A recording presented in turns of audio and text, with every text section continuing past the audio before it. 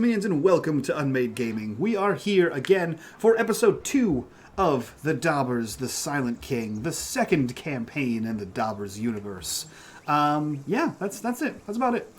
We are here with the full cast and crew. We are here with Keith. We are here with Mac. We are here with Chris. And of course, we are here with Daryl to run us through his homebrew world of the Dobbers, where there are definitely aquatic ghosts, mega wolves, and octopus. Or octopi? If it's only one of them, it's just an octopi. Either way. You've only seen one. That's true. I can only assume there's just the one. If you guys want to support the channel, check us out on Patreon. If you want to join the conversation, check us out on our Discord. And if you want to help support this beautiful, wonderful, amazing cast here, you can check down the bottom right-hand corner for that little corruption bar.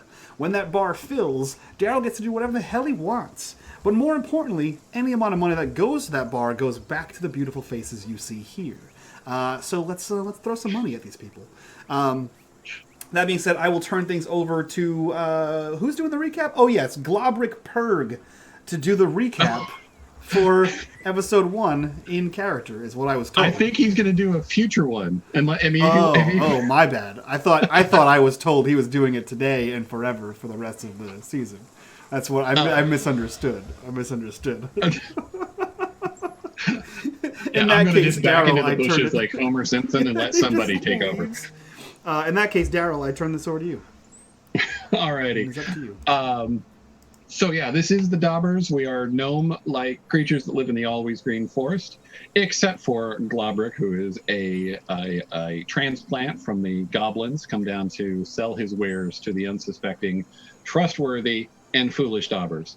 But I think what we were going to do is we were going to let Bowie, played by Chris, do the recap tonight. Let the audience know and let us know what we did last week because we've all forgot.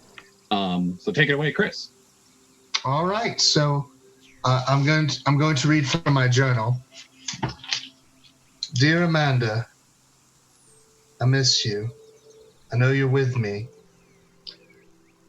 I've been with these new members of my party, and it's been interesting. Caddish, very rash, and I think somewhat dumb. Maybe needs just a little help and encouragement along the way, but I find that he has some courage in him. We've recently, I was in Cedarbrook, finding out that there's some sort of blight or some sort of dark and evil magic about, as it affected the people that held me and let me stay with them. And Rosa, the sweetest lady, sweetest Dobber you'll ever meet, she became ill and started muttering some odd words. I remember Kaddish saying something about it being some form of Dobber, but I'm not sure. Globrick, the odd, strange green goblin who seems like a salesman. I haven't encountered anything like him before. Most goblins just want to eat me. But this one seems different. We've gone on and we've journeyed to go find out more about these utterings and phrases. Siggy seems well. She seems to be very wise compared to Kaddish. However, Kaddish does not like to think so. Kaddish seems to have this rivalry. I made him believe that there were things called land ghosts. Like I said, he's pretty gullible. But I'll stick with him because I want to see Rosa healed and hopefully continue to find my way back to you, my love.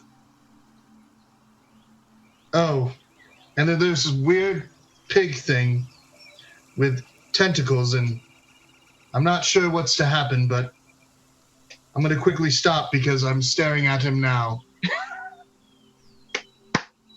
I was about to say the best part is for that to be happening, you'd be like, in his face, just writing.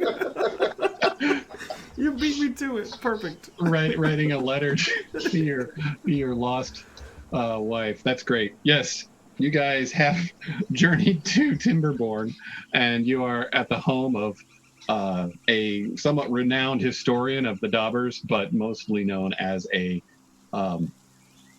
commerce person, someone who trades with goblins and other people who produce goods and imports them. Imports, that's the word I was looking for. Imports them into Dobberton.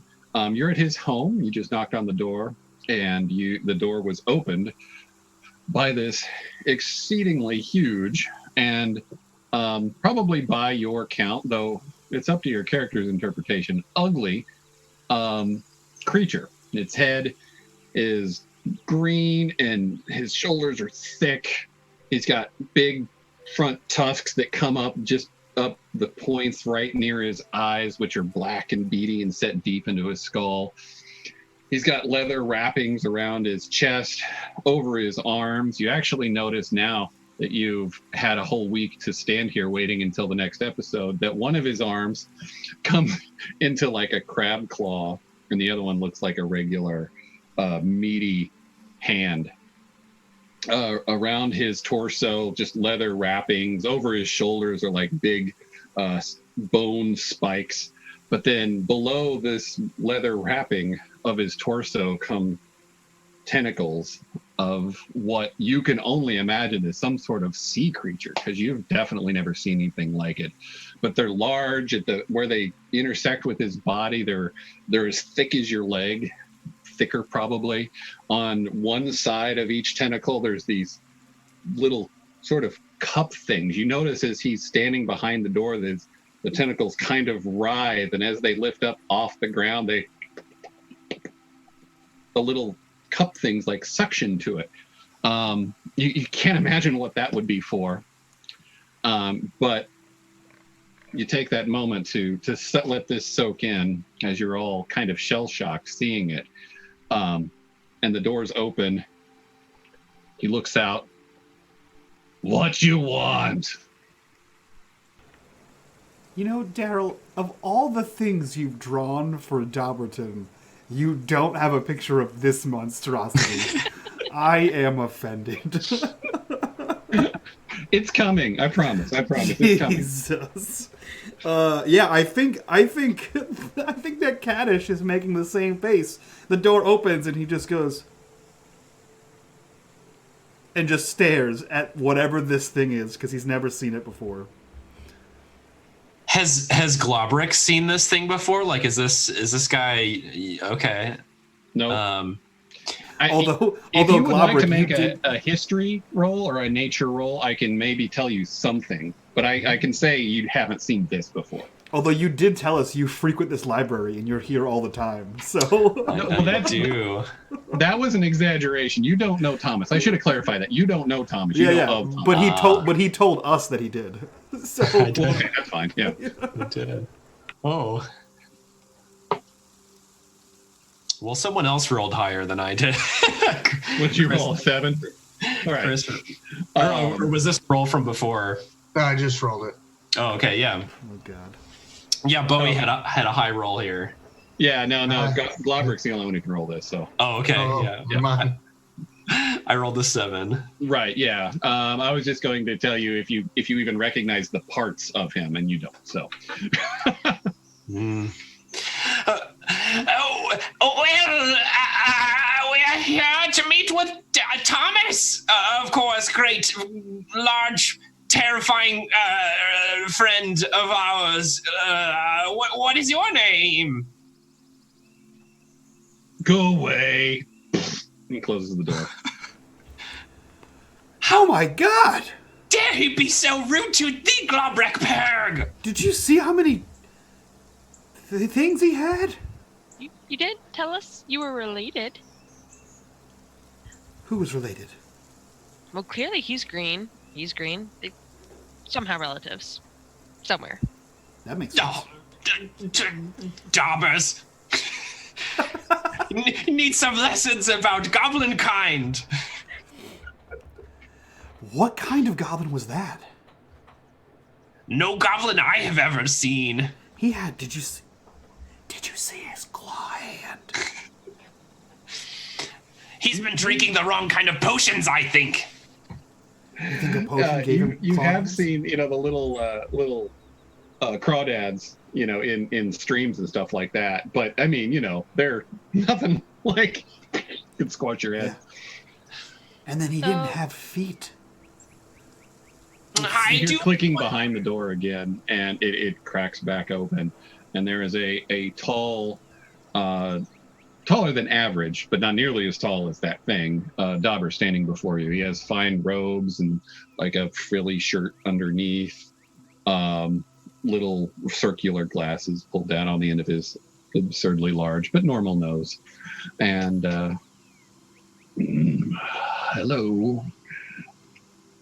I wasn't expecting any company. I apologize for Gilfried. He sometimes has to make decisions on the spot, and it's not his strong suit. What kind of goblin is he? What? What kind of goblin is he? Is that why you're here? No, but we have one goblin here, and I've never seen a goblin like that. He had a claw hand. He's not a goblin. What is he? Is this dude Thomas? This is, maybe. I don't know. No. What is... I am Thomas.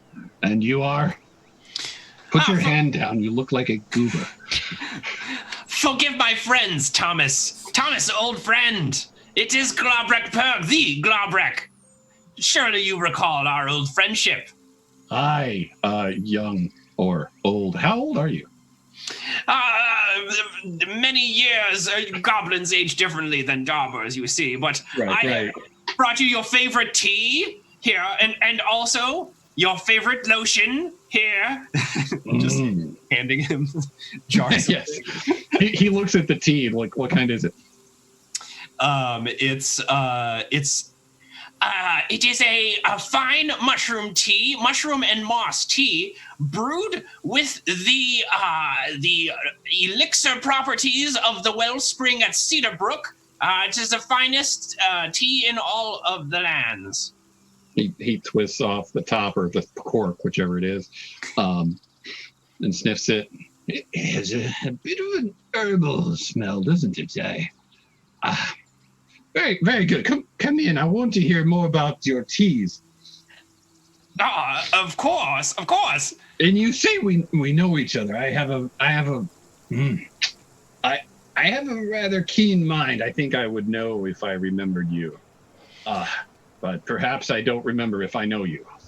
Yes, well, perhaps we've never met in person, but we have been at various scholarly conventions in the past, and I have read many of your works, and surely you have read some of mine. I'm Glabrek Perg. Goblet, the goblin.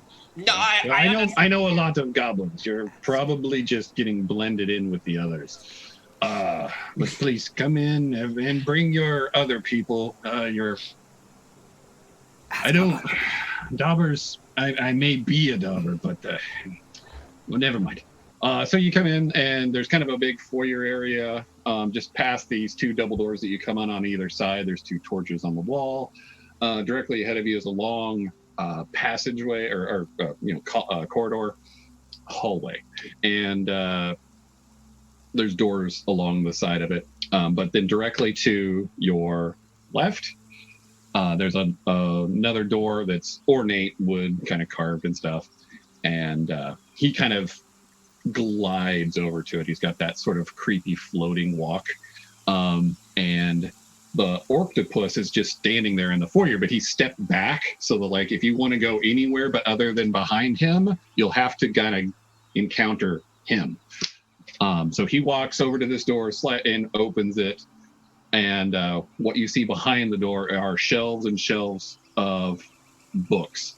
It's a large rectangular-ish room with the light coming from in there looks like there's maybe a fireplace behind one of the bookshelves. But anyway, from this vantage point, you can't quite see. Do you follow or do anything else? I think Kaddish, who's still trying to get Glabrek to ask about the claw, as soon as he walks away and the octopus is back in sight, you just see him. Never mind. And then he like the just octopus looks. sees you as you like your eyes can't seem to look away as you walk past. He just kind of bares his teeth. Gross. Yeah, there's probably like green stuff hanging from him. God damn it, Dad. Oh no. All right. So does everybody follow him in? Yeah. All right. He walks in, and you pass. Like I said, there's bookshelves along all the walls, and then there's like rows of books in this room. And he kind of turns quickly and goes past some of these, and then you do come to one end of the room where there is a fireplace with a nice mantle and a big rug, and a large rectangular table. It's got some books set out on it, and it's got one large comfy chair like in the center of it, and a couple little like wooden chairs to the side. They're still nice, totaling 3. But he comes and sits down in the big comfy chair, and he's God, I'm not going to be able to say it right, but you come here. Let's try some of this tea. Gilfried, bring some cups, please. And hot water, of course, because it's the ingredients, right, of the tea. Right. Yeah. And hot water, of course. He's used to making tea. This isn't some riff-raff establishment where we don't know how to make tea. Hey, what brings you here? Yes, Thomas, old friend. We've had quite a happenstance back at Cedarbrook, you see. We had a double friend of ours speaking in tongues. Tell all the ghosts. Also, some might suspect that aquatic ghosts are involved in this. Though I find that to be bitter wash. Yes, well, not an expert on ghosts, but what does this have to do with me? Also, invisible slugs. And the mega wolves. Oh. And mega leaping wolves. I feel like But let's take it one thing at a Master time. Glabrick, your friend here is not helping our conversation any. Yes, they're very excitable. You see, we've had a long journey. You, and he points at Kaddish. Yes. Go sit over there. Over here? Yes, In the pile of books? by the pile of books on the floor. And don't touch them, though. I'm sorry, real quick, before I go sit over there, what is that guy with the legs and the claw? What does he do? He's Gilfrey. He's my assistant. What is it? He's my assistant. What do you mean, what is it? I've never seen a man with a claw and no legs before. Just as you say that, he gives a dismissive gesture to you, and for just a second, as his hand opens up, which is 100% Dobber, for a second you see a flash, and it's a claw, and then it flashes back to a hand. Go sit down. Okay. No one else sees it. Okay. And he just goes and sits down in the corner. He sits on the stack of books because he's now concerned about becoming a crab person as well. Because he's pretty sure magic was just cast on him to give him crab hands. It's not polite to stare, Kaddish. You're right. And I want to say that it probably feels a little, you've got to at least feel a little insulted that he would just assume you're going to do what he says. Just to throw that out there too. All right. But you are preoccupied, so it's fine. Yeah, he just cast crab magic on me. I'm 100% sure that's what happened. Kaddish, what are you doing with your hands? I think I just had a spell cast on me. The door opens while you guys are kind of having this interaction, and 2 tentacles just come into the room. One has a tray with cups and a teapot on it, when you can even see a little steam coming out of it. And it comes in, and the other tentacle just like pushes a book off on that table, and it actually falls on the floor. He sets the tray down, and then the 2 tentacles kind of and go back, and the door shuts. Ah, yes, my tea. I'm a big fan of tea. Does anybody take cream? And he's like fiddling with cups, and there's one that's obviously got some cream in it. And he puts your leaves in a little mesh thing and drops it down in the teapot. Let's let that steep first, but we have cream. No sugar though, because it doesn't sit well. Anyway, a nice evening with friends. He points at the fire and it gets a little bigger. Well, what are we talking about? The tongues that our friend Rosa was speaking in. Might you have a knowledge of different ancient languages to help us shed some light on this topic? Well, I have possibly the largest library of historical Dobber and even in some cases Dobber knowledge in the forest. I'm sure we've got something. And he kind of gets up and just starts walking aimlessly around the room. He's even stroking the spines of some of the books lovingly. Quickly, They're please. beautiful, aren't they?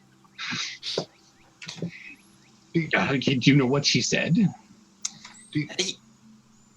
Do you know the phrase et lucana effene finalem albicasis? I think I can't really recall, but I'm pretty.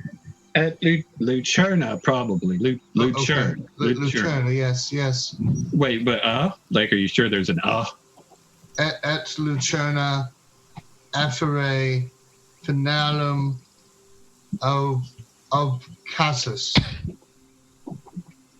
Yeah, well, wait, that's a derivative of ancient Dobber. I told you. I'll check. Hold on. He goes and he pulls out a book, and as he's walking back, he mutters something. It sounds like he says, "One light carries final shadow. One light final." Let me see. And he opens his book and he's going down through pages and flipping. Okay. So I think more elegantly, it's probably the first light brings the end. That's kind of disturbing. In darkness. But you're sure it's Lucerna, not Lucerne, because there's a difference. It's important. It says here. There was definitely an sound at the end of it. Because Lucerne is first light, meaning like the first light you would see. It's the beginning of light, whatever, morning. But Lucerna is a name. It would be like a person. It's a noun, first light. Someone who is the first light. Sounds very strange, doesn't it to you? Well, that's kind of why we're here.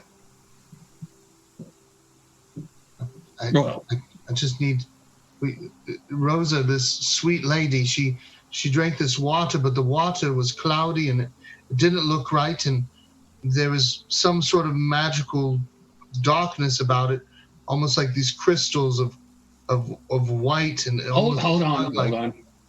I think the tea's ready. And he goes over and okay. pours some tea. 5 cups. What? Did someone want some cream? I would recommend not to use cream, actually. The chemical reaction would be devastating, actually. I don't usually, but I know that some Dobbers like cream. I would not recommend with this particular brew. All right, so he hands them out to each of you one at a time, ending with Kaddish. Slightly away from our goblin who's trying to now murder us with tea. She was possessed by aquatic ghosts. Oh, when he hands it to you? Yeah. Well, like he whispers it as he hands it to him. She's possessed by aquatic ghosts.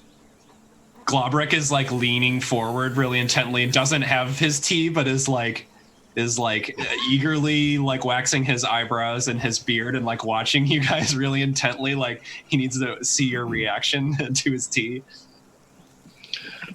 So after everyone has some, Thomas sets his down in front of the comfy chair on the table, and he walks back into the stacks of books again. What were you saying, bald one? I don't know your names. My name's Bowie, but it was et Lucana effere finalem obcasus. Well, okay, yes. So you know your Dobber history, don't you? I mean, what would first light be if we weren't talking about the sunrise? What would first light be? So let me do a history check. That's a good roll. Okay. That's a very good roll. What do I know from? Well, your first thought is it's the blue star. It's the Starfather. It's literally the first light that created Dobbers. Okay. The history is that the star, and that was in the text I gave you guys, right? The star shone down, the Dobber sprouted from it. Right. Yeah, that would be the assumption that's what it's talking about. But have you ever heard when you were in school? Did they ever call the blue the father, whatever he call it? I mean, he literally says that too, which is insulting to anyone who believes it. Whatever they call him, did they ever refer to him as First Light in the books? Now, my school involved a lot of pit fighting. I was raised in Goblin Town, of course. Goblin. The old Goblin Town. You're a Rockhart. You're from Rockhart. I'm sorry. I don't remember. Not anymore, Daryl. He's from Goblin Town. Goblin Town. Add that to your list of things to make. You've probably never heard of it. No, you. Okay. What language is this? That you speak? This language that this tongue was in? It's an ancient Dobber. I don't even know words anymore, like Nick said earlier. It was the old tongue. It's a precursor Dobber. A precursor to the modern Dobber language. Far many generations removed. Right.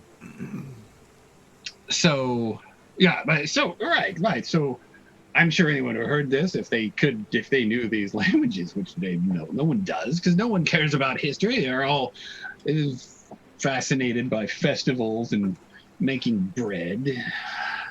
But I'm anyway. Sorry. But you said that Lucerne was like the first light, but Lucerna was first light as in the name of a person. Right. So if it's the name of a person, they probably would assume it's the Starfather. Oh. But we don't talk about the Starfather as the first light in our history books, right? So I think this probably isn't talking about the Starfather. Oh. Is this this reference only appears seldomly in history, sort of. The legend states that the blue star light shone down on the Alwaysgreen Forest and popped out the first Dobber, and he harumphs quietly under his breath. But it just doesn't appear in any of our modern history. So if that is what this means, I would think we would see that a little bit more. So I think this is something even older. But and especially, anyone who rolled that history and got a 22, you're just like, this is not what I was taught. This is not at all what I was taught. There is nothing older, sir.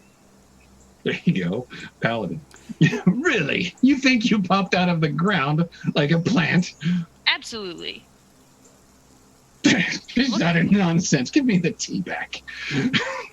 Isn't that where all Dobbers come from? Yes. Yeah. He is out of his mind. I hear they come from land ghosts. You're a Dobber Hush, too. Bowie. He was back in the books when this started. He comes back out again, and he's got a really, really old book, it's a box. It's a wooden box, and it's aged. And he flips a little latch, and like the top, he opens up the top. So it's kind of like a board game box where it sits inside itself, the lid, and he lifts it up, and there's like just a stack of loose paper in there, and it is really old. I mean, it's so aged that the difference in color between the text and the paper is barely discernible. And he's like lifting single sheets out and putting it in the lid and kind of going through it. He says, here, come look at this. This book is older than supposedly when the first Dobber popped out of the ground. Okay? And even you can get up, big head. I have an appropriately proportioned size head. That's rude. It's okay. It's okay, Kaddish. It's okay. Man speaks Just blasphemy. play with your hands some more. It's often Playing. it's a compliment for those who are smart to have large He heads. cast a Like spell and I thought Globrex. he was going to make my hand crab hands. Anyway. Well, I think, Glabrick, perhaps your head is the biggest in the room. But it seems appropriate. And he kind of pulls like out from the side of his head like he's touching ears that would be the proportion of yours. Anyway, so according He's to got big ears. They're imaginary. the author here, we migrated into the Alwaysgreen Forest after there was a tragedy in our own original home. Got lost, and I don't know where, but he's talking about someone getting lost, and then these generations of people started, starting a new life here in the forest, and what's I find really interesting, you're going to want to take note of this, is Abkhasis is referenced here. You said that word, right? Is that not a word you said? Yes, it's on. Right. So the Abkhasis, according to this, is another book of history that we don't have, that this author apparently had, which doesn't make sense, because why would he call a book that translates roughly into the end or darkness? Why would a book be called that? But I would very much like to find this book. Wouldn't you? Yes. Of course. What genius would be inside? It would be incredible. Let me remember. So if I remember, I've read this a couple times, but it's rather disjointed. Whoever wrote this was drinking, and there's some more pages. See, he also talks about the Silva Ignium. Now you know that, right? So this is our book of magic. This is the book they teach in the School of Magic in Dobberton. Whether their school is of any worth or not, I can't say. But so he talks about that, and according to the author here, someone took out parts from the Abkhasis to create this Silva Ignium. I would very much like to find Abkhasis. So why was this woman saying these words if no one there even knew what they meant? She was possessed by aquatic ghosts. Aquatic ghosts. Why? Yes, you see, there were these tiny, invisible shrimp, I believe. Crystalline shrimp, as they were described. You see, I was unable to find them with my science Where were they going? equipment. Into her mouth. No. What do you mean, no? No, they were in You the water. found them in the water. Yeah, and then she drank them, and then they Going went into her somewhere, mouth. weren't they? And Was the goal her mouth? Was their intent her mouth? then, I don't was know. there- I'm not a ghost, They were in the aquatic or river. otherwise. Maybe you need to find out where they were going. That's Well, why they're here. I believe my present theory was that they were dispelled by someone who cast a dispel magic spell, and so they vanished, and I was unable to trace them beyond that point. But I'm It sounds like something a rash Dobber would do, and not to research something available to find more knowledge, but you would just get rid of it? That is what Glabrick Parrot Would said. you imagine what would happen if somebody had burned this and just got rid of it? It wouldn't be here now for us to discuss. And he kind of...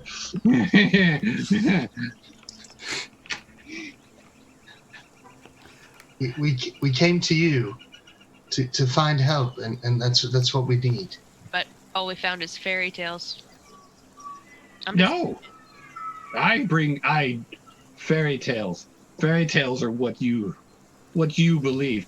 This is the truth. I know the truth. The truth is bigger than you think. I think you've had too much tea, sir. You should not drink the goblin tea. I think you made the squishy crab man. Come now, Mackenzie. Do not take offense to these tales. So his persuasion roll is a 22 on that. This information I'm giving you is truth. He seems like he is telling the truth. Thomas, this good friend of mine, would never lie. Though, of course, whoever wrote these books probably most likely was lying most of the time. Including Siggy, your god, as well. Or your priests, I mean. God. Of course, I did not mean any of that. The father? Well, the ones who wrote the story of him. I mean, Stop while you're ahead, Glove. Stop while you're ahead. What can you tell us? Where can we find more? If we were to believe this to be true, where could we go to find out more so we can put a stop to whatever this darkness is? Kaburi. Where? I don't know where it is. He flips through some more pages. Here. Kaburi. It talks about when our people fled and they landed here. Kaburi is where their first civilization was formed. I have a map. I thought you didn't know where it was. Again. He brings back a map. He unrolls it on the table. It's also very old, but it looks like it's been maybe transcribed multiple times. Or, of course, you wouldn't know how many. At least once. It looks like it's been transcribed multiple times. Yes. I don't know how old this map is, but I believe its original creation is many generations older, so it's been transcribed a number of times there. Now it's all in character. But he rolls it out, and there's it's a very old, typical kind of classic map. You've got little pointy things that represent mountains, and little blobby things that represent trees, and little squiggly things that represent water. And as he rolls it out, there's a number of spaces, and it looks kind of like a piratey treasure map with lines going from one location to another location, and these locations are indicated by crude drawings of something that that they represent. At the end, there is X marks the spot, and next to this X is what looks kind of like a large building. The drawing indicates that it's supposed to be some sort of a grand building. It's not a little shack. And then over this building is a book, clearly a book that's drawn there. And so that's the end. That's the X part. We'll go back to the other side just so we're following order. You start with a enormous looking fish. Your best guess is it's like a carp, and there's water spewing out of the mouth. Then their dotted line swirls around through some trees or through some watery ways and things like that. And then you see what looks like large boulders, rocks, blobs, and a big serpent, and it passes through that. It continues. Did you say and blobs? It goes.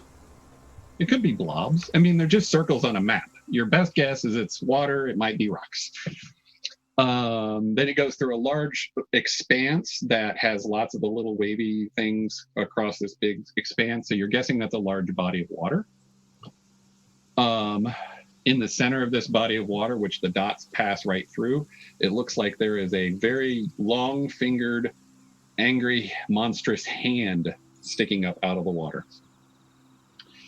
It continues on until you come to what looks like a tiny little wooden road that sticks out into the water. You guys wouldn't know what this is, being Dobbers, but anyone in the human world would know that was a dock. And this dock then comes onto land, or the dotted line comes onto land by way of the dock, and then it leads to this large building with the book over it. I have this. Kaburi is here with the X. I don't know where the map starts. I don't know where Kaburi is. Are you suggesting we go on some wild Dobber chase on this ancient book? I'm answering the question you asked. Sorry, did someone say a quest? Question? Nope, a quest.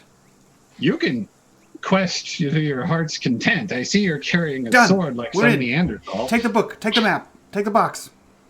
No, you can't have my box. Hold on.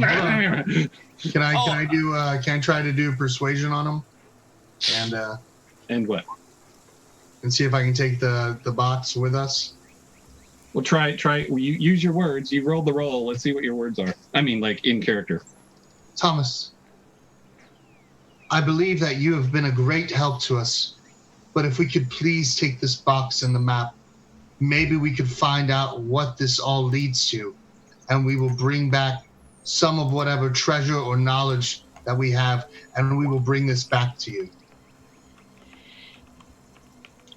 You will bring me the Abkhazes? I don't know if we will find the Abkhazes, but I think we can look at doing something of that nature with you to at least try. But we will need your resources to be able to even have a chance. I can't release my book. There's no other copy of this. There is none. This is it. But let's make a copy of the map. I will make a copy of the map for you. Globrek is already unrolling like a piece of paper, like a piece of leather, I think, actually, and holds it over this map, and is like rubbing it with some weird oils and whatnot. I'm using magical tinkering in order to invest a spark of magic in this piece of leather, and there's like a bunch of different things that you can do with it, and one of them is that a static visual effect appears on one of the object's surfaces. This can be a picture or up to 25 words of text, lines, and shapes, or a mixture of these elements. So it basically takes a screenshot of it onto this piece of leather. But of course, the process is very weird and esoteric, as he's like rubbing like oils and like lotions and stuff on this thing, and then like holding it over the map for a long moment, and then you see it like I'm thinking like a Polaroid picture that it just. I was gonna say, are you gonna shake it emerge from fog? Yeah, absolutely. Shake it. Right. Well, while you're doing the actual process, whatever that looks like, let's say it's at least a couple minutes, and Thomas is completely invested in what you're doing. There at one moment he's like standing next to you, and he's got his nose right down on the leather while you're doing your magic, but he's standing like uncomfortably close. He's like, actually your arm you're trying to do something with, he like keeps bumping it, but then he just like swings around to the other side of the table, and he's opposite you, and he's like looking in your eyes, like trying to figure out what you're doing. At one point, Globrek does like a super awkward like pat on the shoulder and is like, Yes, Thomas, friend, Dobber friend. Come closer. Look. Roll perception. Ooh. I'm really good at that. Nice. Okay, so when you pat him on the shoulder, you feel your hand pass through the material just a little bit, and you feel a tentacle under this illusionary arm with claw on the end. There's a super sudden moment where I look at Kadish like in alarm, but then like hide the weird expression like now's not the time to talk about this kind of thing. Yes, Thomas, friend. We all practice our own strange magics, I think. You can't have my box. This is a nice map, though. Good job, Green Dobber. A goblin. I knew that. I work with goblins every day. Anyway, so are you staying for dinner? No. Of course. No. No. Thank you. So you're staying, but you are not? Nope. No, we are all staying, of course. It would be rude to refuse a meal with Thomas, who's a great scholar, and I have many spices with which to No, thank you. showcase. Storyteller.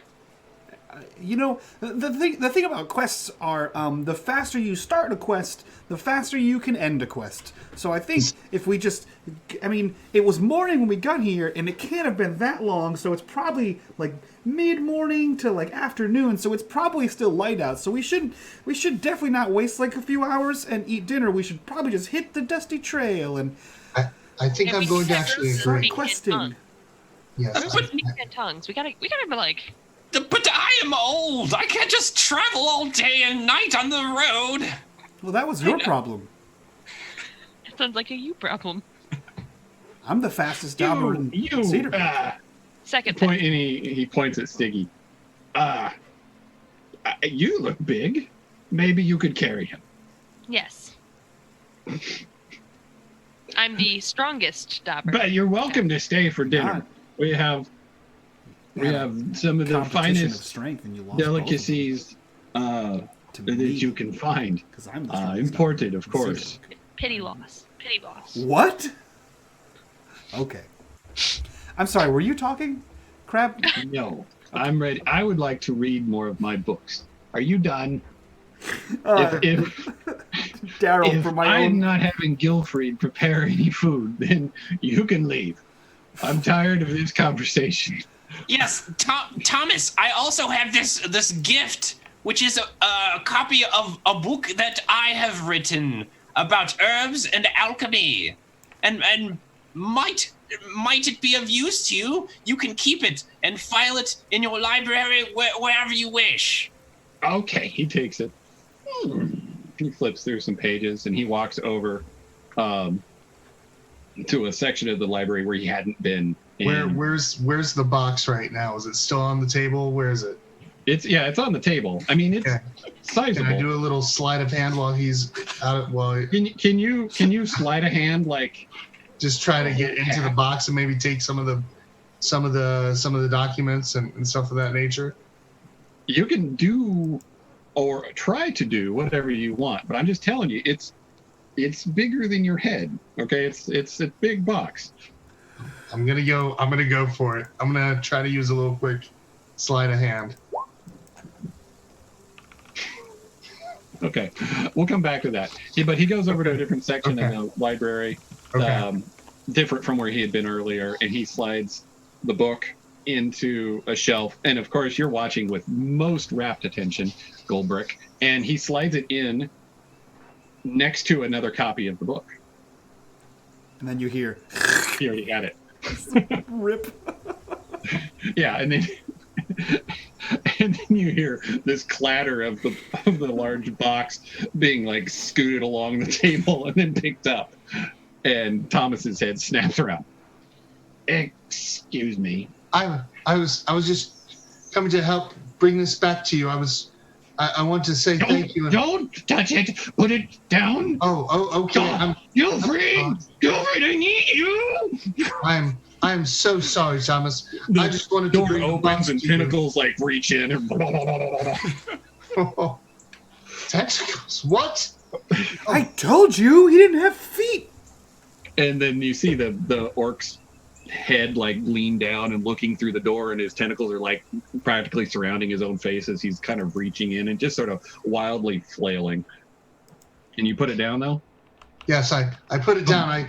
I just wanted to help you. I know you were putting the book away, and I wanted to be of service. Not this book. I'm so sorry. Get out. Go. We'll leave. We'll leave right now. All right. You must understand, Bowie. It was filed in a very particular place. Thomas is very particular about where he would like it to be filed. Yes. Thank you for getting us out of dinner. All right, so you guys leave, and Gilfried that backs out, and his little tentacle suction cups clicking as he walks across the room and just kind of ushers you to the door, making sure to stay between you and anywhere else you might be tempted to go. Oh, Gilfried, here is a small token of our appreciation to you, my friend, as well. And I say friend in Orcish. I took Orc as a language just to like see if he's does he speak this language? All right, yeah. So you say Orc, or you say friend in Orc, and his eyes narrow a little bit, and one of his tentacles like lifts up and like wraps around your neck like it's hugging you, it squeezes, and he says friend back in Orc. And it plop, plop, plop, plop, plop, plop. And it leaves like goo all over you.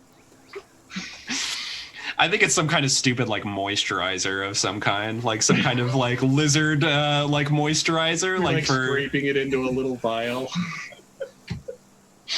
Oh no, that I'm giving to him. This like I was like, here's a little gift. And it's that's what you're giving him. Okay. Yeah. All right.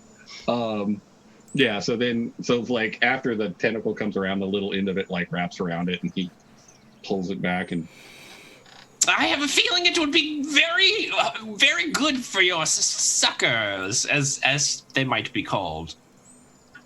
You go now. Farewell. Goodbye. Right. Goodbye. He did say thank you, sort of, in Orc-ish. Well, I say thank you to you in Orcish. So and by Orcish, I mean like sort of like Orc, not like Orc-ish. Yeah. Ish. So anyway. as soon as the door to Thomas's closes, Caddis looks important. Oh my God, guys! I don't want to alarm anybody, but I'm pretty sure that Thomas is also a squishy crab monster. He was doing magic at me, and one of his hands flashed like a crab. I don't know. He's like 2 feet tall, and like, did you see that thing? Yeah. Not nearly the same. Yeah, but maybe it was magic.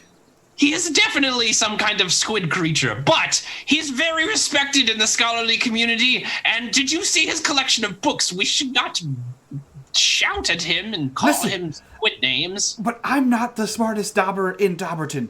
But I agree. Thank you. If a squid monster wants a magical book of super old magic, and he's a squid monster, maybe we shouldn't give the squid monster the super old magical book of magic. I agree. He's crazy. He's certifiably insane. Did you hear the stuff he was saying? I tuned a lot of it out because there was crab claws and squid legs.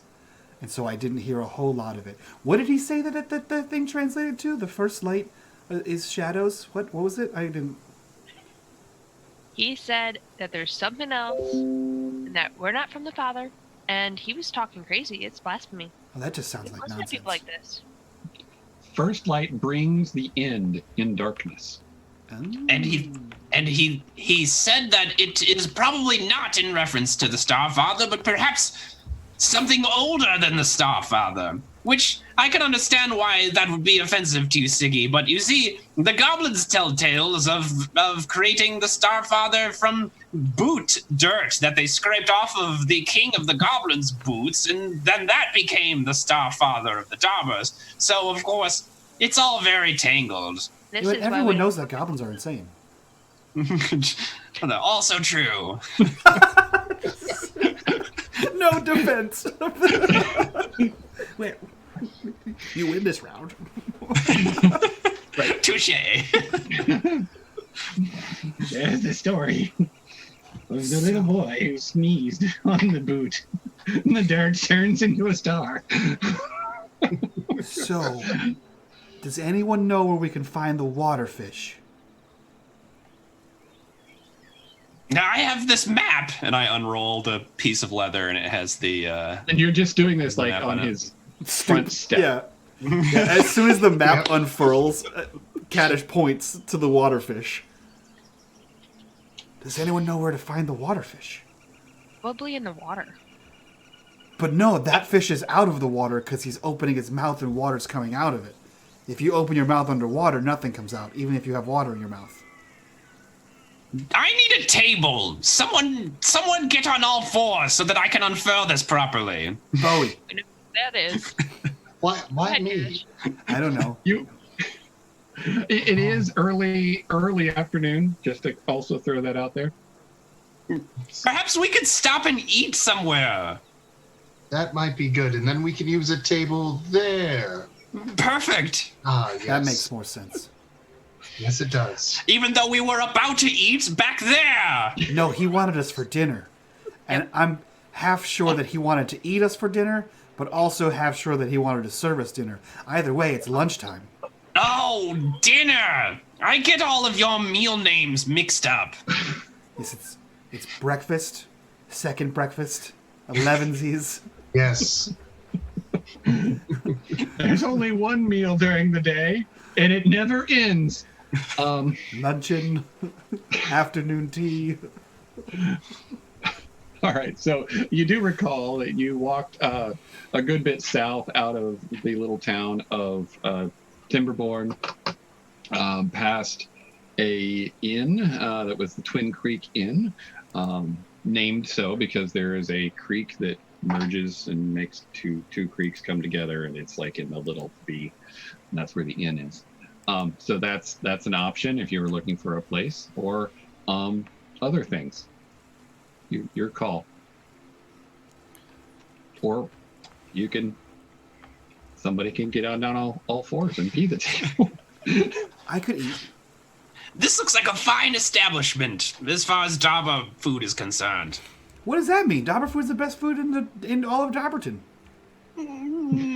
It's to be determined. I actually Compared to all agree of with the other Rob. things you've never had, this is the best. Yeah, I have Is some that the plan? herbs and You guys had that spices. I don't want those. Perhaps Dobber food might be more palatable if you were to expend your use of herbs and spices. You see, Is that- everyone is so. Is that a jar of dirt? Yes. That's not an herb or a spice. That's a jar of dirt. Well, that is not my herbs or spices. That is just a jar of dirt I'm going to take samples from later. Oh, okay. I thought it was. You guys decide if you're going to the Twin Creek Inn, or if you're going to walk somewhere else. If you decide to go to the Twin Creek Inn, then you can even start the discussion of what you guys do when you get there. Be right back. Yeah, so I guess we walk there, right? That's what we do. Daryl's like, you're on your own, guys. I quit. This party is nonsense. When I come back, you better have figured it out. You better have saved the world from this quest. Guessing Bowie shouldn't have tried to steal that box, but Well done. I'm glad it didn't. So we have a jar of dirt, so we're set. Yeah. We have a jar of dirt. We have a map. We need to find the leaky fish. Icky fish. Right. What? So, that's Bowie, you do the traveling thing. Where's the fish with the face in the water? I'm gonna have to do possibly a little history check just to know from my travels, and hopefully with some help of my GM as well. Yes. Yeah, But I think let's go into this restaurant, this little place, and I know it's nothing like this one guy, Fieri or something. He told me about all these wonderful places to go when I was on my travels. Really, really nice guy, and he rode a large pony. It was quite good. I think he called his pony a Ferrari for something. I don't know. It's fancy horse. Are you thinking of Green Fiery? Yes, Green Fiery. Hey, How did you know him? Oh, he is indeed a great chef. Yes. Yes, he makes these potatoes with oil, and they taste so delicious and so they're like crispy, but they're not crispy on the inside. Talking about beet fries? Beef fries? No, not beet fries. He calls them French. I don't know what that means, but something about French. It's a That sounds like a foreign made-up thing to word. me. It's a made-up word for sure. As you walk in, there's a gaggle of Dobbers all up at the bar, and they all have mugs of ale, and they're singing a song, and you kind of hear it as you're coming towards the door, and it's one of those rah rah rah dum dum da, and everybody's swinging their thing together, and the words, it sounds like it's a backhanded compliment to the king, something along the lines of, "He's so great, he let us all die when we were attacked by the rats." That's a good song. It's a good song. Yeah. Kaddish knows that song, and he's like immediately like out of habit. He's like, oh. It is too early in the morning for such drunken revelry singing. It's the afternoon. Ugh. Some would say it's 5 o'clock somewhere, but I don't So have when a you watch. everybody is already occupied in their own thing. You can just walk in, and there's a few open tables. I guess a little better description. There's the bar. There's, like I said, 5 or 6 people up there. The barkeep appears to be with them, or at least somebody behind the bar is up there. There's a little stage, but nobody's at it. There's even an empty or an unused instrument leaning against a stool. And then there's a few tables, a couple people scattered about. Okay, so I'll get a table. It's this one, and he just smooths a bunch of things off the table, and sits. Now lay the map out. All right. Globrek unfurls the map, and I think, does anybody else have a map? No. I need a map of Dobberton to compare. Perhaps we can find some comparisons, some non-spurious correlations. I don't even think those are words. Bowie, do you have a map? You travel around a lot. Bowie? I do travel around a lot. I don't see one in my pack, but I do. Maybe I have one in my backpack. Let me check. Do I have one in my backpack there? Do you have a map? Yep. Can I do like a history check? Let's see. Let's see if you have a map. Okay. Anybody in the chat who just donated, which I think is pretty amazing. Thank you for whoever did that. Anybody who's out there watching, does Bowie have a map? Do I have a map? You get to choose. I mean, I've definitely traveled a lot. He's a traveler. He's the one that's not from the hometown. So hopefully somebody will answer that while you're digging through the map in your backpack. Looking through. Okay. There's an instrument. If we look, There's another instrument. if we look at, There's a land to ghost. Oh, sorry, Kadesh. A person's walking up to you. You guys are probably all kind of from the same side, like looking at the map. So it's all, facing upward for you. So you don't notice this initially until you hear, "Are you guys here for a drink?" And whoever turns around, you actually see there's a goblin. He's got long white hair, like kind of drooping down out of his ears, a big nose, and you do have a map, by the way, Billy. Thank you, Puma Peter. Anyway, yay. And but he's got like a overalls made out of leather, rag tucked in his belt. What? Goblin friend! I say to him in Goblin. He replies in Goblin, "I don't know you. We're not friends." they're not friends. But wait, you drink? You can be friends if you drink and not. Come on, yes, you got money? Of course we have money. We would not be here. Get us drinks, please, then, non-friend goblin kind. What you like? You want Beauty Dobber drink, or you want Northern drink? We've got fire water. This is very good. And I'll take a fire water. You'll take. All right. You need Dobber drink? Okay. All right. Anything else? Fire water for me. It Come can. on, Kadesh. Try a fire water. They're really good. You'll like it. I'm all set. I'll have a regular water. Regular water. Oh, hold on. We don't have that here. Could you make sure that it's free of Are you aquatic sure? ghosts? You should really try a fire water. It's What's All the right, difference so between he the fire leaves, water and the and regular water? you find your map. It burns Chloe. out all the ghosts. It burns out the ghosts. I'll take a fire water. yes. It's unlikely to compare with the strongest of brews that the Globrick Park has created, but he has had difficulty selling them to such establishments as this. All right. So you guys are starting to look at the map. You've pulled out both copies, and an argument breaks out with that group that were just singing happily together. Now they're fighting about something. And this is kind of unlike a bar that any of you have ever seen, too. This is not very Dobber-like. It's wild and rough. It's weird. Most people are very polite, and they like bread with honey-flavored butter and not fire water. Anyway. So, what are you guys doing with these two maps? I'm gonna go ahead and do like a history check to see if there's anything that looks similar between the two. Is that Okay. possible? It is. Sweet. Cool. All right. Anybody else looking at it? That'd be pretty good if somebody else did. Yeah, except I'm not doing a history check, right? I'm trying to compare these two maps and finding like similar terrain features. So I'm gonna try to give you a survival. All right. So even though you rolled an 8, Globrick, you do point out that it's not facing the same direction as it was when you initially looked at it in Thomas's house. So you do turn it around. 14 on the survival.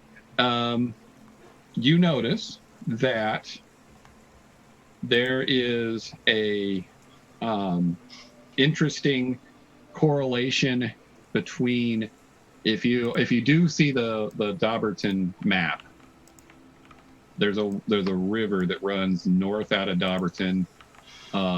It passes actually right through the words the North Road as it goes north out up that way.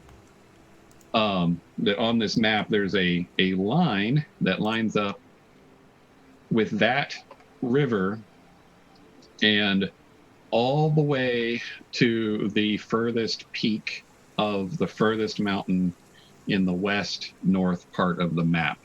Almost like there's then that's where the big fish mouth is.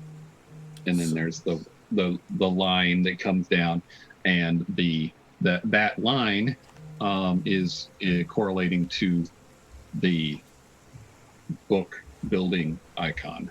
So So the it's fish mouth is where? the furthest here? peak mountain northwest that you have on your map, which is even further than what you actually have on Roll20. Gotcha. Okay. So it's almost like they kind of fit together, like one piece here and one piece here. Yeah. Okay. But Yeah. the one, the building with the book is, almost as far, just a little bit further from Cedarbrook than Timberborn was. Like, it's way closer. This other place, based on your limited knowledge, haven't traveled a lot for, being novice adventurers. Mhm. That other one's probably a week or two away from, as far as you can tell. But So I can basically place the path of where the book building would end. right, if these two maps are in the same scale, Yeah. and if those locations are drawn with any sort of scale in mind, as opposed to just being like reference points and trying to indicate a series, Yeah. maybe.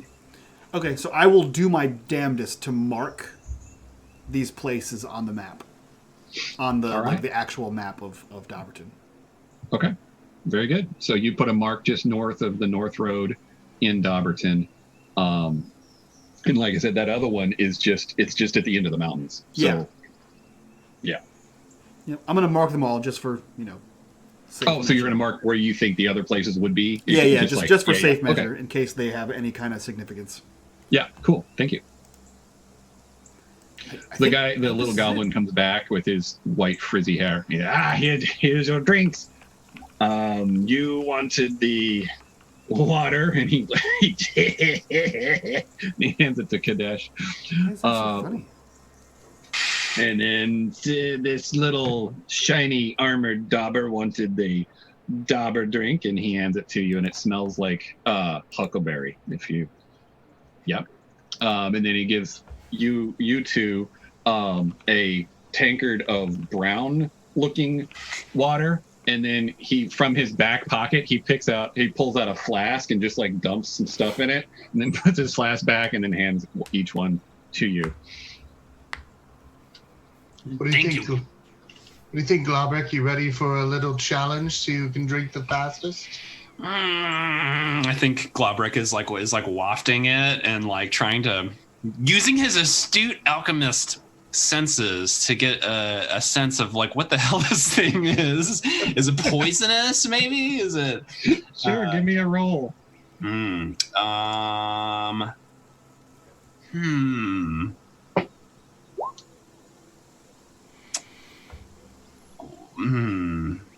That's Chris's roll. What is Chris rolling for? I'm just investigating it a little bit. Just checking. You just said you want to challenge drinking it. Now you're checking it out. Okay. Well, now he's getting a little nervous. Now I'm getting a little nervous too. Could I roll? All right, so I could roll medicine, which would be okay. I could roll like alchemist tools. Yeah. Whatever that would be. 24, huh? I mean, we were looking at a DC of 53, but 24 is pretty good. Anyway.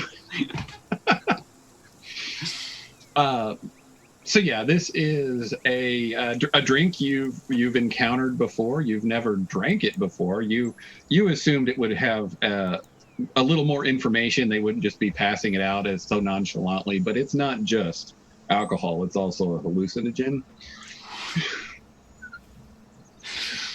You don't know that, Chris, but it's strong. I start chugging. Bowie. Yeah, hello. Well, all right, roll a Constitution, Bowie. Okay. Constitution. Let us know if you start seeing some things, Globrick says as he pours his into a jar. Is this with a disadvantage? All righty. So you have one level of exhaustion now. Which someone will have to remind me actually how that works mechanically. And you are, really, really drunk. If something else happens, I'll let you know. It's great as drink. This is great. Oh. This is great as drink. Yes. It tastes. Yes, I should have like warned you. A combination of like cinnamon and chocolate. Oh. I'm so glad I got regular water. Yours tastes like a combination of You're water out missing, yes. and rotten mushrooms. Kadesh. I've had worse. And he's drinking his Back water. in my nom days, Yeah. we had to drink. Listen, my mentor's a rat with one arm. I've had worse. Right. And Siggy, yours just tastes like, like a 2% alcohol fruit wine. There you go. I made the smart choice. There we go. Glad we're playing a nice game of D&D here. So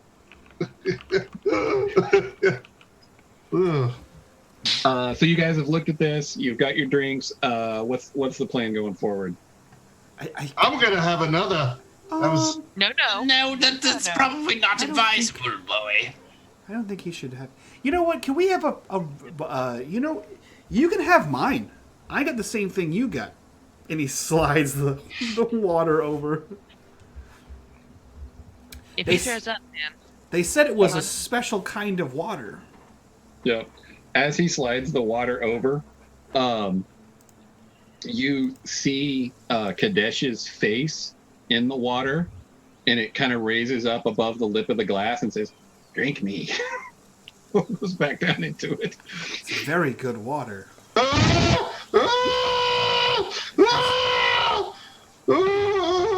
It's just. What did you do? It's just water. It's just water. It's talking. It's talking. Your crab It magic? was Kadesh, though. Why are you scared of Kadesh? What? Oh, hey, Kadesh realizes that Bowie isn't faking this, and he looks over and he leans in close and goes, "It's full of aquatic ghosts." And then just They're leans. not real. I've been messing with you this time and the whole and... Then drink it. Oh. I'm gonna stop drinking. I'm gonna drinking. I'm done. Oh, I should have warned you, Bowie. This drink is not for the light of gut. It's only for the speaking of God, I've got to go to the restroom. Oh. Oh. I think he's puking. Oh. I think I found where the book place is. Oh. Oh. I still don't quite understand why we're going after this book. You guys on a quest? And the goblin's No. like looking over the edge of the table at the map. No, we're just map collectors.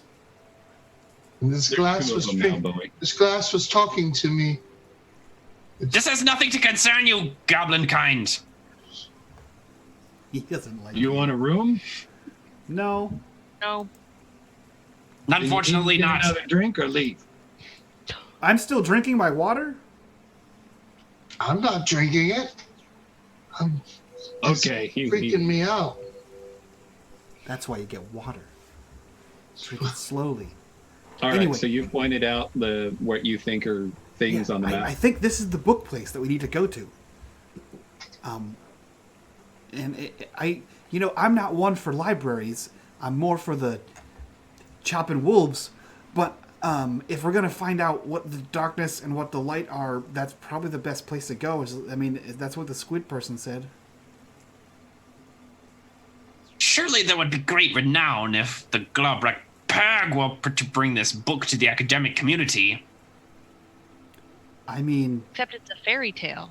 Kaddish, your face looks funny. a real book. it's just my regular face. That's your, me. your nose. That's That my- guy was right. Your head is like huge. It's a regular Dobber-sized head. Big, I don't know why you keep saying that. big head. It fits perfectly in shirts and armor. I've never had to extend the size of my shirt or the size of my armor. Robert, you're gonna have to make him a big helmet. I don't even need helmets. You have big helmets for his head. It's so big. I don't even wear regular helmets. Whoa, my fingers are big. Whoa. All 18 of them. Okay. Perhaps we should get on the road then. Yeah. Who's carrying Bowie? Because not me. Who's me. carrying me? I can walk. I'll carry you. What if I we can- know what? what if Yes, we you- put you got Globrick Bowie. on Bowie and hope for the best? Salad. He climbs a tree and starts talking to the birds. We have the strongest and second strongest Dobber in Cedarbrook here, and we're going on a quest. Yes, the strongest All right. and second. So you guys Second leave strongest. And he points the, to Ziggy. Twin Creek Inn, and you're heading back towards Cedarbrook then? I guess. Oh no, we're headed towards that northern part, right? Where the North Road Okay. is. That's where the book thing was, right? Right. So Right into this area. Right, yeah. And Cedarbrook is in this area, Yeah. if you saw that. And you guys are currently in this area. So it's almost, like you'd be passing through there. But, I mean, I'm not saying you have to... Oops, I didn't mean to click on there. Does that make sense? Yeah. Going through the forest. I see what you're saying. Yeah, so you're going through the forest. You could go to Pine Loft and then go by road to the North Road. I mean, it's out of the way. Or you can follow your way back through Cedarbrook. Or you could just forge through the wilderness. Which, your path to Cedarbrook was a little bit like that anyway. We were basically walking along the edge of a creek. Yeah, you just gotta avoid the land ghosts and the Right. mega wolves, and we'll be fine. Don't worry, I'll protect you. From what? When Tiny wolves? mega wolf. Tiny, like baby wolves? Maybe even aquatic ghosts. I don't think you can do that. I don't. Mm. I've seen I you am the almost. strongest. I've seen you almost fight a wolf once. And he just steps off the path into the woods. All right, so you walk out of the Twin Creek, or kind of meandered through town a little bit. One side of the creek, you have to cross over it to leave town. And as you're approaching that creek, you hear kind of a trilling whistle. And then a little bit of almost a grunting noise, not like, but just a vague like. And Globrick does not like this sound. all right, you stop. What? And are looking to find out what it is. Yeah, Bowie, stop making that noise. What am I? What? What noise? You're making like a weird grumbly, squeaky noise. Grumbly, squeaky. Yeah. I hear birds. It's the birds. Shh. Okay. Shh. No, stop it. Stop it. We're in the woods. There's birds. There's birds up in the. It sounds kind of like a bird. This noise you hear, but it's just not quite as natural. Like a bird would be chirp, chirp, chirp. This is almost like a succession of chirps, and then it stops, and then another succession. And you cautiously kind of look around a tree, and you see there's an old Dobber with long gray robes, long white beard, and a floppy hat. He's standing at the edge of the creek, and he's got some wooden thing in his hand, and he's dipping it in the water, and he holds it up to his mouth and blows, and it does it again. He looks around. He's making. He dumps it out, and then he scoops up some more water, and then it. Globrick, what is he doing? You see, it's like a carved wooden bird. That looks like goblin magic. I suspect sorcery of some kind. I know, that's why I asked you, Globrick. It's best not to prod the hornet's nest, though. That's a good point. Especially Pours it out with again and scoops up another fat. That's a very good point. What are you doing? Over there, by the water. What are you doing? Oh no, don't anger an ancient Dobber. He's survived for many years. He must be just dangerous. He looks really. Looks at you guys, and Oh, he's kind man. of tall and skinny, and he's got twinkly eyes because he's someone. And he says, I think it's coming from over there. What is? I don't know. What I'm talking about. I said that wrong. It's going over there. What's going over there? The magic. That doesn't make any sense to me. What magic? Okay, come look. Okay. Caddish walks over. What is it? He's just a little taller than you. He said, "Oh, where'd you come from?" Over there. I was the one that was shouting at you because you're old. He looks over to where you are. You're not. Now it makes sense. What does that do? I'm listening to the magic. That's not real. Watch. He casts something, and you see the little slug images again in the water, and they're swimming upstream. What is that? I think they're going that way. You can all see them. They're going upstream? That's what I saw. That's what I saw in the water. I'm Globrick not needs a hallucinating, sample. am I? These are very, very faint. You wouldn't probably. Hi, I'm Herb. And Globrick sells herbs and spices. no, not a herb. I'm the Herb.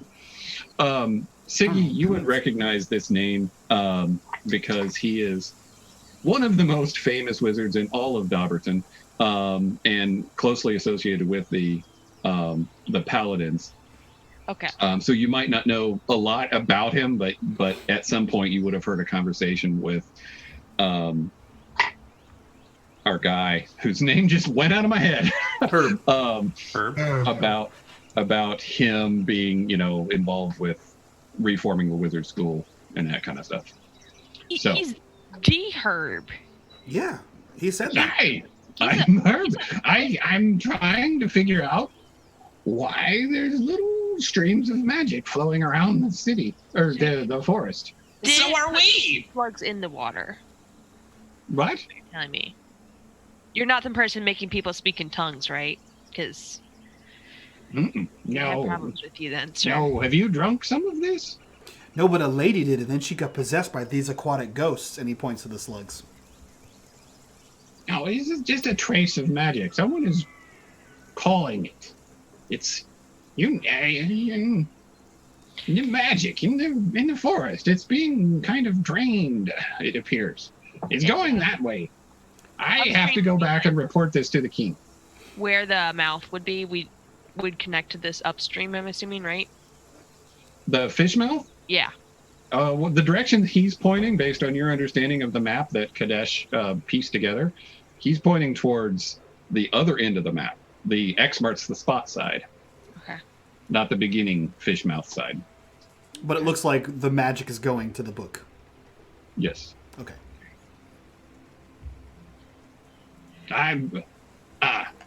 You're trying to find it too? Are you We're on a quest. you fancy yourselves heroes then? Yes. No, not at all. I'm going to be of the Blue Star. You are very, very nice. And he pats you on the head. And I'm the next paladin commander. And he kind of comes up to Glabrick and he is going to like grab your goblin nose if you let him. He's like, No, you do not grab Dobber noses. I'm an academic. I'm a scientist. I have a very good friend who's a rat, and most people in the Dobberton don't like rats and things, but I'm a very as long as you don't try to kill me, I won't have to kill you. And I just was curious about your nose because it's not the right color. If you're curious about his nose, you should go to the town over there and see the guy who's mostly squid. His name is Thomas, and he has a friend named Gilbert, Gilbrecht, it doesn't matter. He has Gilfrey. Thank you. Yes. He has squid feet and crab hands. Yeah, well, that sounds interesting. Does it have anything to do with what you're exploring? Yes. Yes, because he told us where to find it, and he gave us a map, and he said you're on a quest to find the Obscura, Obcasus, something. Fairy Really? tale book. You think this is related to the Obcasus, That's what he said. Yes. which blows your mind a little bit, Siggy, that he even acknowledges it.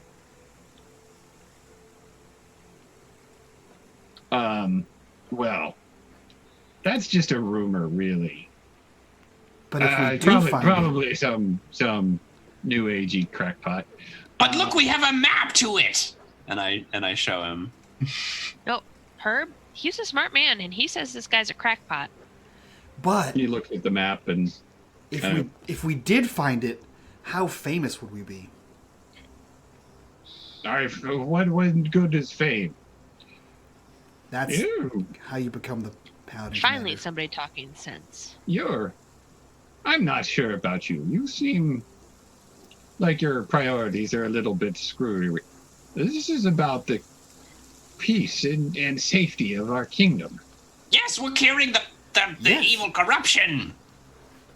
Yes, well, I'll take that map. I need to go back and talk to No, you will not. No. This is our map. No. If you go talk to the squid guy, he has the original map, and you can get it from him. This is This a man- copy we made. Is clearly got the best interests of the universe in here, and he knows Yeah, what but he's if talking we don't about, have a guys. map, then we'll get Map. lost. Very well. Well, I suppose I don't. I mean, if you guys are seriously planning to go and pursue this, Yeah, we're on a quest. You can't just stop questing. That's not how questing works. if this is anything, if there's any truth to this Obcasus nonsense, Mm-hmm. I suggest you go home and find somebody who's got a little more experience. Me, I'm the only one at home. That doesn't make any sense. I have the most experience in my house. Dobber. Well, I wish you the best of luck. And, I'll fight a mega wolf to get there.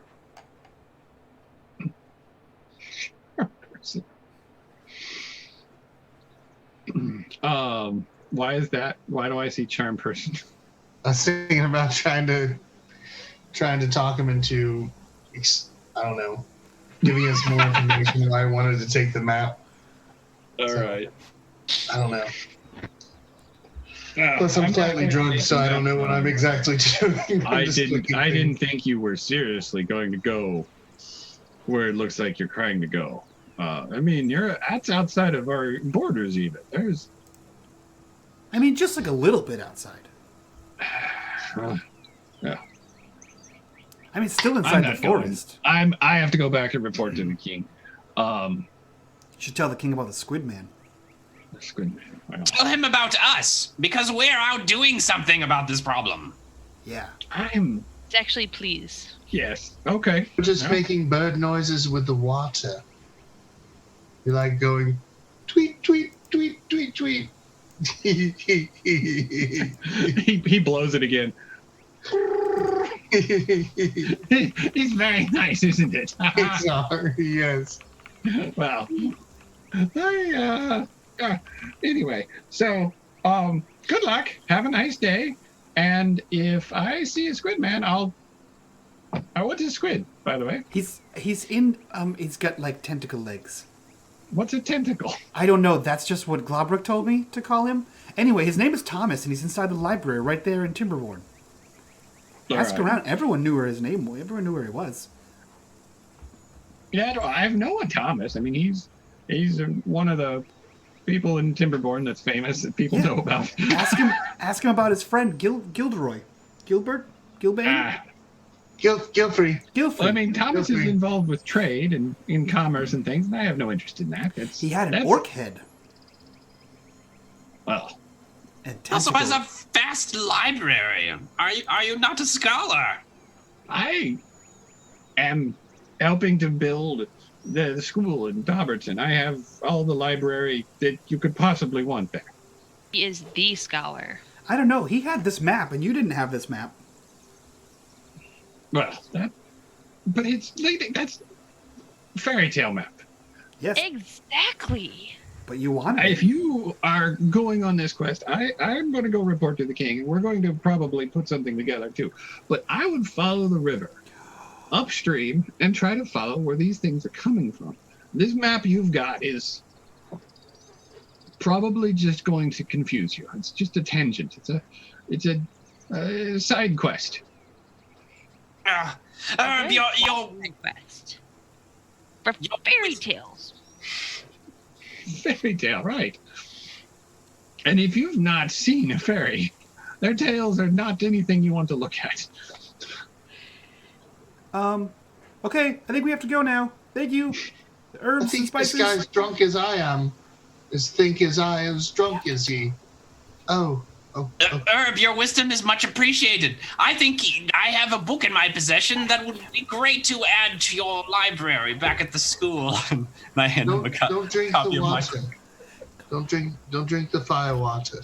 All right, he takes it and puts it in his satchel, and he steps out into the creek till it's like almost up to his waist, and he's like playing with it with his bird thing, and he bends over, and his satchel actually spills out into the water, and it's starting to float downstream, but he's completely preoccupied with his bird water thing.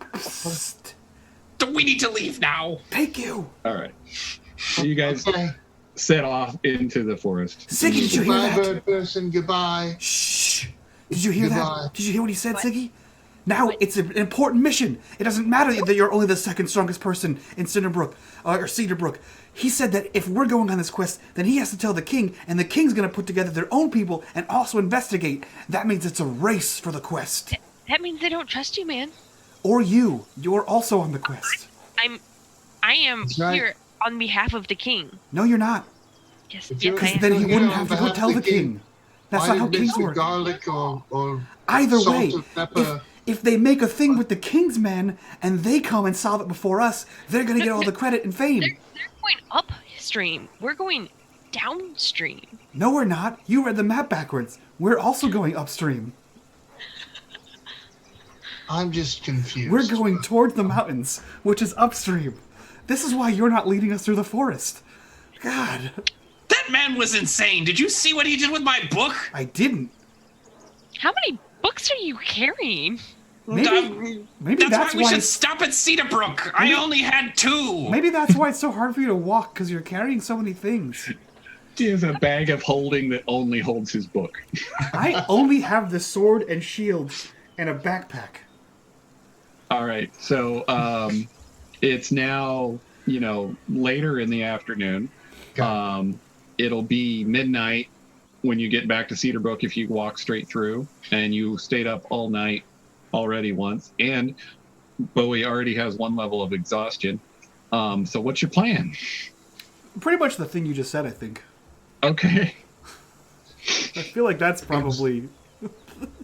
I'm finally getting over this hangover type thing or being drunk, so... If we're traveling through the night, I will brew us a quick concoction of stimulants. I don't trust I don't think any... I want that. I have there's a card in the my head is Dobbers killing board me. I game could called definitely- Energize, and it's just a drawing of coffee. You Anyway. liked my tea, all right. No, I just didn't spit it out. You told me that the cream would kill me. I don't Not know. kill you. It would. Well, perhaps it would if you were close enough to it when you added the cream to it. Yeah, and it was Chubgarg milk, which is something you didn't discover, but it comes from slugs, and you wouldn't have liked it anyway. So Visible slugs, though, right? right, real slugs, yeah, Land like ghosts. they're large, they're the like giant slugs, and they glow faintly. But he likes the milk anyway. So you make it back to Cedarbrook. You take a sleep. Yeah, I think I would head back towards that guy that I can't think of his name of, the one that I live with, or the one that I train there, Golgriff, the one-handed. Oh, Golgruff, yeah, okay. Just and fill him in about the nonsense, and the Upcasus and the whatever Thomas said basically, because he's a rat and he has different beliefs than Dobbers as well, and he's a smart rat. So I mean, he does give some assent to the idea that Dobbers sprouting out of the ground from the light being cast from a star isn't something that the rats necessarily hold to.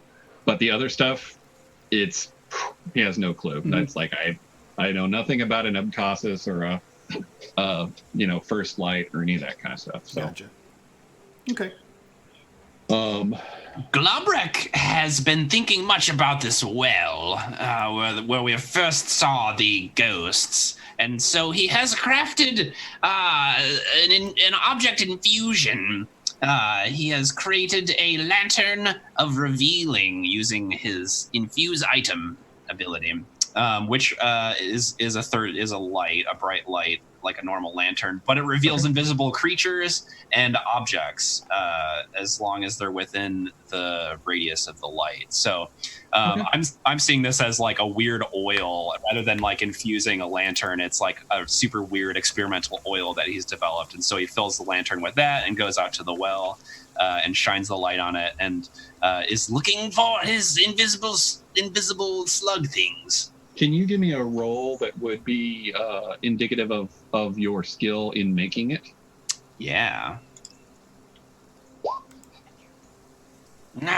The bloody dice are not on my side this evening. Well, maybe they are. There's something about your time spent with Herb that makes you feel like you know more specifically what you're looking for. So while you're concocting this, you put a little detect magic in it, whatever that means. So we'll give you the advantage roll there. So you actually kind of see something very similar to what you saw when he cast whatever spell he cast. But it's fainter. It's not nearly as strong. But they are swimming downstream here.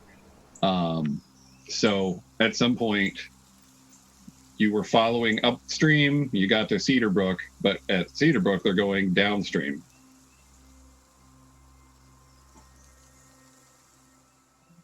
I am directionally challenged, but I have a new theory that they're not invisible at all, but they are just magic.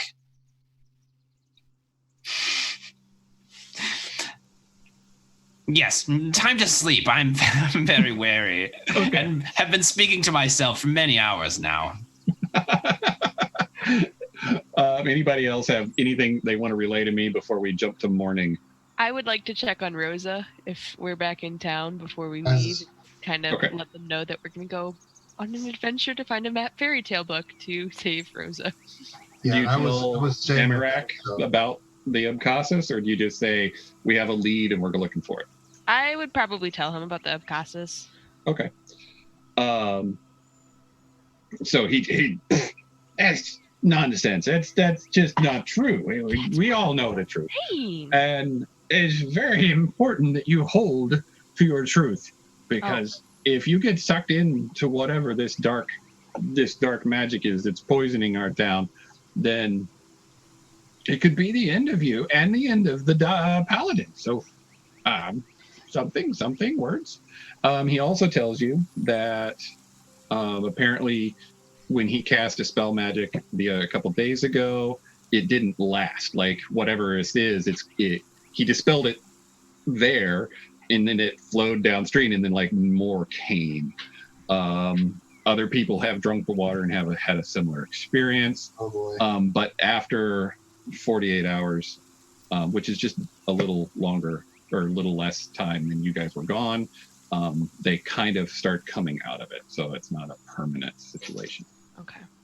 Well, I will go and make sure that these buffoons don't lose their way. And I will make sure that I spread the king's good word. And we will solve the problem. Is Rosa had any other side effects since waking up? Does she seem No, it's why it's like once it was gone out of her system, it was gone. There's definitely some sort of dark magic that's trying to find its way to something. That would be my interpretation. And it's trying to tell us what it wants. I don't know beyond that. That's what I've learned, though, since you were gone. And you, dearie, I appreciate you so much. I couldn't even tell you what it was like. As I remember my son and my wife, and I'm too old to do anything, and these eyes don't work anymore. And anyway. I'm just going to, pat his head several times slow-mo. It's okay, face. Yeah. I will save you. Yeah, and he gives you a nice big hug, and one of those upper level paladin spells occurs that I can't think of, but where it gives you pluses to your mood. And you're just like, oh, heroic or something. All right, cool. Next morning, you guys meet up at the cafe, or just outside it. What are you guys going to do? They have returned! The slug things! I suspect they're not invisible, as we first thought, but that they're actually just magic. And that they were dispelled, as my previous theory was correct. And so new ones have flown here since then. I figured this out without any metagaming whatsoever. I'm very confused. Did you not listen to the old guy at all? He was a fool! But he just said the same thing you said. No, he did not. He was blowing a whistle. And then he said the magic is over here, and he pointed to the invisible slugs. Then he said that they're going this way. Yes, but we thought they were invisible. But in fact, they're not invisible. They are just magic. So you're saying that he had it down and you didn't? No. Yeah. Daryl, how common is spell? How common is magic? Do we know about magic?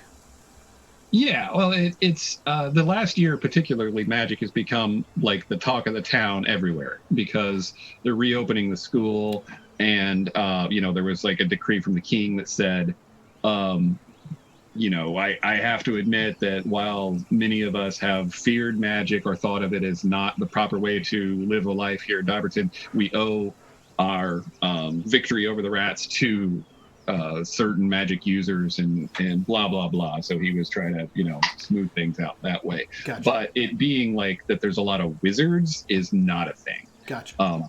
But the ones that there are, like Herb, a lot of people know about, or they know of the idea that there's a few mega wizards out there. Gotcha. Okay, cool. Okay, so are we still going on a quest? Yes. Yes. So let's go. Yes. I don't see why not. And honestly, I don't even remember much of what happened yesterday. So you drank water. Oh, right. You have a headache like nobody's business. You drank water and then got silly. You're speaking very loud, but I'm speaking my regular voice. Just a smidge less. Okay. Thank Siggy, you. I know that you think this quest is nonsense and that it's not going to be anything, and I know that you're only the second strongest Dobber in Cedarbrook, so you don't have to go if you don't want to go, but if you want to come, you can come. I'm in charge of making sure that you don't get eaten by fairy tales. Oh. Okay, that's perfect, because you can fight all the imaginary monsters. You're very good at that.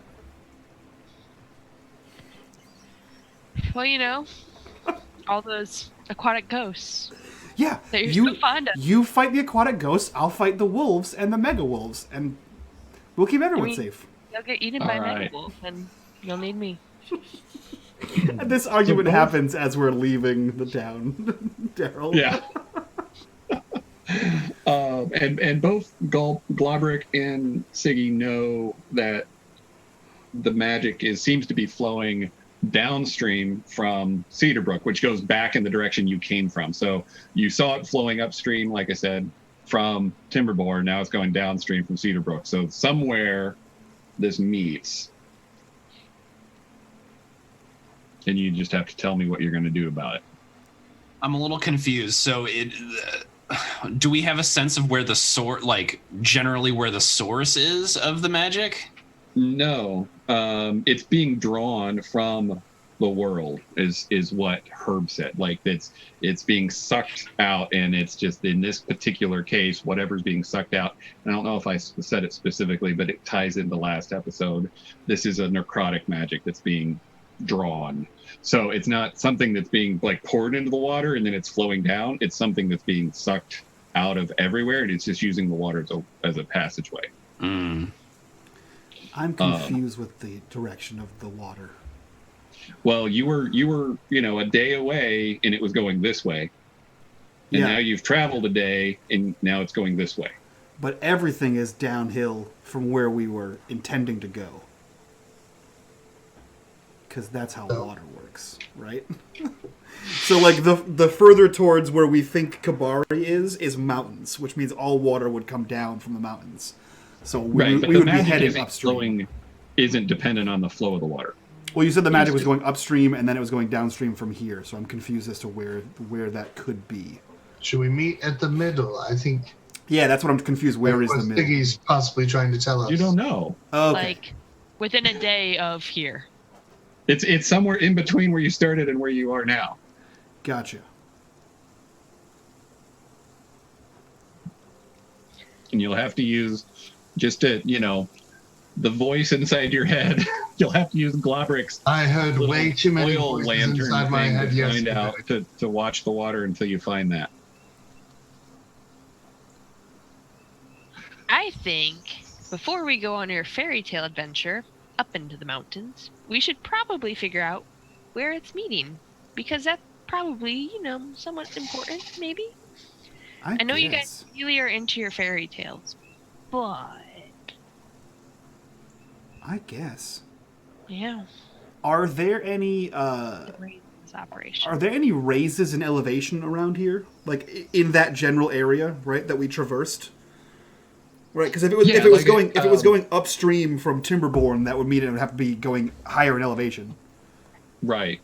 Yeah. So you were gradually going up, but like I said, this land has got a lot of irregularities in it. So there's big rock outcroppings. There's areas where there's large groves of trees, but then there's like a big kind of ravine where it's just a big runoff between hills and things like that.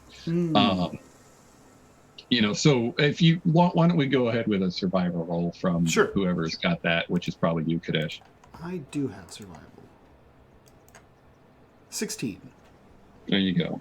Good enough. So as you kind of retrace your steps over the last day of walking, you feel like there's a number of places that's probably more on the Cedar Brook side of your day of walking, where it's possible there was a branch of the stream that you didn't notice, maybe even, that came from kind of an opening in a rock that would go underground or something like that. And you're just kind of thinking through it, like, you're mapping your way through the terrain, and you're like, there's lots of possibilities where if this is going this way and this is going this way, where it might connect and go a different direction. Yeah, so I guess if he kind of like pulled out the map again, right, that we have obsequiously. He says, I think this might be the area that the streams kind of might meet up in. Or we could just go to the magic book. I think we should trace down where this is coming from. This book, while it is exciting, seems... I mean, I would believe that it was real, but it seems awfully far from solving our problems. Fine. I'll lead the way, I guess. That's right. But as soon as we solve the corruption problem, then perhaps the book. Then I'm just saying, certainly. We're going to get to the thing over here and find the hill where the water's coming from, and that's going to point us to the book anyway. That's how quests work. And then we will get the book. I know, but now we had to take an extra day out of the way, and then the Kingsmen are going to assemble, and they're going to go there, and they're going to be like, oh, we're paladins, we're better than everyone. And then... Yeah, in the grand cosmic calendar of events, what is one day when we are dealing with the gods before your gods? That's not even a thing. That's usually That's not a thing. Also, it could be one day is all we need to fame and glory. Then we will have lost it then, I guess. I know, that's the point! He just like shouts at the edge of Cedar Brook. So I just want to know, out of character, I guess, does Kadesh believe he knows where Kaburi is? Like, yeah. He just believes that his alignment on the map is 100. He just knows. That's right. That's what he believes. Yeah, he believes that he is skilled enough. Yeah, that it might not be. Like, yeah. Oh, I'm aware. You don't have any clues except for the one. I'm aware, Daryl, but okay, just Kadesh is not. That's good. You're in character. He believes that it is across the road, the North Road, and that he's 100% sure that's where it is. All right, so where are you going to go, guys? Everyone wants to go to the stupid hills where the rivers meet, so Kadesh is leading everyone there. I thought, hold on 1 second, I'm going to do something. Don't, what are you doing, Bowie? Okay, I'm going to do deception on Kaddish. Kaddish, I thought, I remembered you saying that that was your idea, that we were going to follow the water. What wasn't it? Yeah, all the way upstream. We were going to follow the two to where they met. Is that right? You I thought you said this earlier. Yeah, I'm agreeing to bring you guys there. Oh, okay, then lead on. I have no choice. That's right. No one does a quest solo. That's just nonsense. You need a whole fellowship. You follow my leadership. Yes, and you are, of course, the leader, so we need you to lead us. Yes. I know. All right. What are you Dobbers all talking about? I was out picking some grasses. You guys head back downstream, and it's only an hour or so outside of Cedar Brook when you do come to a large outcropping of rocks, and they kind of even almost look like they cross a little bit. And you see a little trickle of water that's coming out between these two rocks. I mean, it's fairly normal when you're walking in the forest, if you guys have had that experience, where there's like a creek will cut through some rock and you'll see water kind of trickling out of the rock. So when you guys didn't have the thing to illuminate the little light slugs, there was no reason to pay any attention to it. But now you do see with your lantern that they're coming together here and then going into that rock. What's behind the rock? Oh, we found it. Here's your... We'll find out next week when we continue this adventure. Same Dobber channel, same Dobber time. Thank you guys for hanging in there as the heroes continue to find, or to try to find, the entrance to Kaburi, which I guess we'll have a part 2 for that next week. I just feel like the final cutaway is everyone else looking curious and just Kaddish is just annoyed and angry. No. Get that rock. Yeah. It's a well. I think there might be aquatic ghosts there. Of course there are. That's where they live. That's you can see them, and the lantern thing shows the aquatic ghosts. Oh no. Oh my gosh. All right, minions. This has been episode 2 of the Dobbers, the Silent King. We have progressed the story very little, and that is about all we can say for this campaign. You are welcome. You have 10 more episodes of this as we infight and do nothing and drive Daryl insane slowly. It's his own fault. He asked to run a show here. It's absolutely great. Absolutely. Some of the pauses where I'm like, yeah. What's he gonna do? That being said, we're gonna get the hell out of here. We're gonna do our introductions, and we're gonna roll on out of here. So we'll start with Daryl. Daryl, who are you? Where can we find you on the internet, and what are you up to? I am Daryl T. Jones. I am an illustrator and board game designer. Also a cartographer for D&D shows and things like that. Right now I am kind of buried in work. I've got a board game that's got to come out by the 24th, which is 9 days away. And then I have 50 maps to draw for Nerdarchy. So there's a lot going on. You can find me at Splattered Ink everywhere. And I try to post mostly to Instagram. I should probably use more Twitter, but anyway, that's what I do. So come check me out. Again, thank you guys for being here. Thanks so much for those who donated. Puma Peter for interacting, and Anime Lovery. Anybody else. I wasn't watching chat real closely, but I appreciate you. I really do. Hell yeah. With that, we'll jump over to Mac. Who are you? Where can we find you on the internet, and what are you up to? So I'm Mackenzie Hoffman. I live on the internet in 2 different places, on Twitter, Facebook, and other places like the internet. I'm the Meeple Street. I run a board gaming blog, mostly focused on reviews, especially those to be used in the classroom, as I am a classroom teacher. And then on Instagram, I hang out as Mako the Meeple, and that's normally where I spend most of my time. Sweet. And on the subject of tabletop games and kids, we'll jump over to Keith. Keith, who are you? Where can we find you on the internet, and what are you up to? Yeah, I'm Keith. You can find me at Material Components or at mcomponents on Twitter, and all my social links are at thematerialcomponents.com, which is the group that we're working on a Powered by the Apocalypse system for kids that we've been playtesting for many years with kids aged 6 to 16. At a local organization called the Heroes Guild, which you can check us out at theheroesguild.com and see pictures of cute kids rolling dice and drawn on dry erase battle mats. So it's great stuff. Hell yeah. And last but not least, we'll jump over to Chris. Who are you? Where can we find you on the internet, and what are you up to? I'm Chris Goodland. I'm the charity board gamer. You can find me on Instagram and Twitter. I do board game demonstrations for different publishers.